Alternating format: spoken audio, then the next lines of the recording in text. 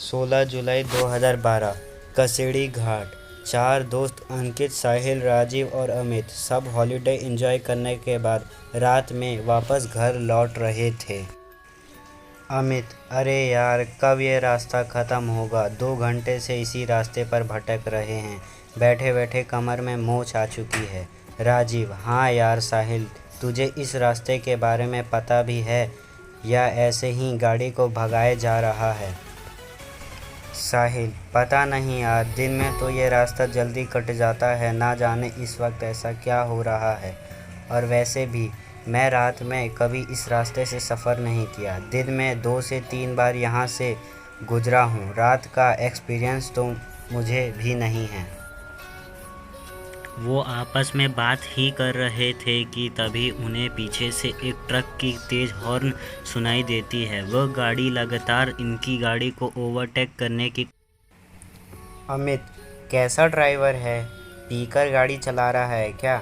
इतने में उस ट्रक ने इनकी गाड़ी को एक तेज़ टक्कर दी और लगातार हॉर्न बजाता रहा। अंकित: साहिल, साइड दे उसको, वरना ऐसा लगता है कि यह हमें मारने के इरादे से आया है। साहिल उस ट्रक को साइड दे देता है और वो गाड़ी सीधा आगे निकल जाती है।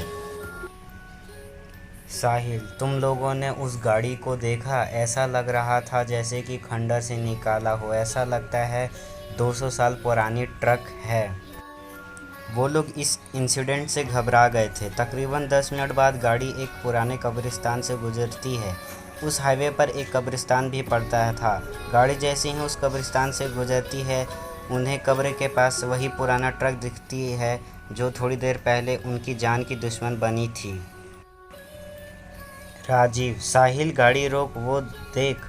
अमित: अरे ये तो वही ट्रक है जिसने हमें परेशान कर दिया था।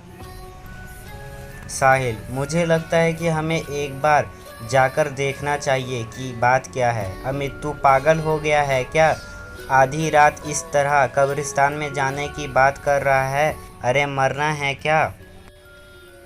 अमित उन्हें वहां जाने से रोकने की कोशिश करता है, लेकिन तभी उन्हें उसी ट्रक से एक आदमी उतरता दिखता है जिसने काले कपड़े पहने हुए थे और उसने सर पर एक टोपी था।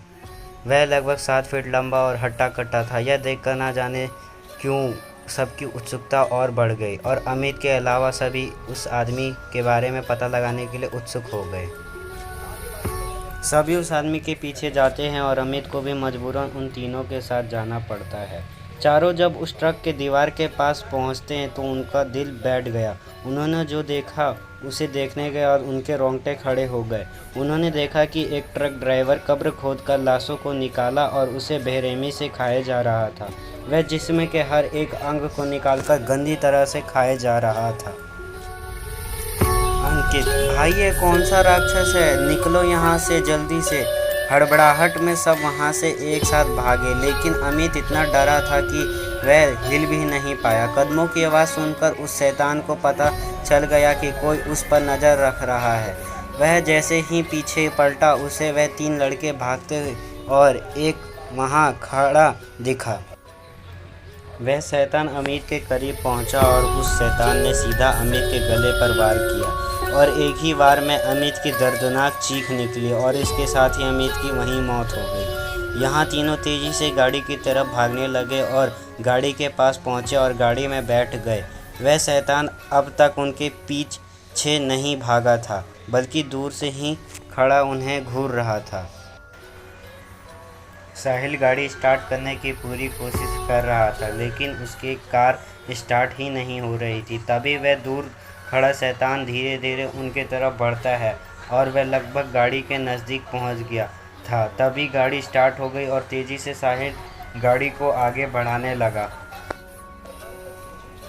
वह शैतान इन तीनों के पीछे पड़ चुका था और तभी वह हवा में उड़ा और सीधा गाड़ी पर कूद गया। और जैसे ही अंकित उसे देखने के लिए अपनी मुंडी गाड़ी से बाहर निकाला, तभी उस शैतान ने अंकित का सर अपने भारी तलवार से काटकर अलग कर दिया और उसका अधकटा शरीर गाड़ी में ही फड़फड़ाने लगा। यह देखकर साहिल और राजीव दोनों डर गए और दोनों जान बचाने के लिए चलती गाड़ी से कूद गए।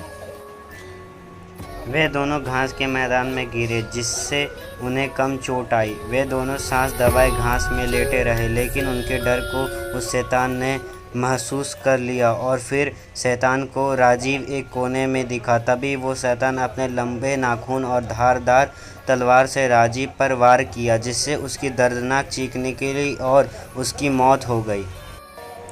उस शैतान ने साहिल को नहीं देखा था और साहिल भी राजीव की मौत के वक्त वहां से निकल चुका था, जिसकी वजह से वो बच गया।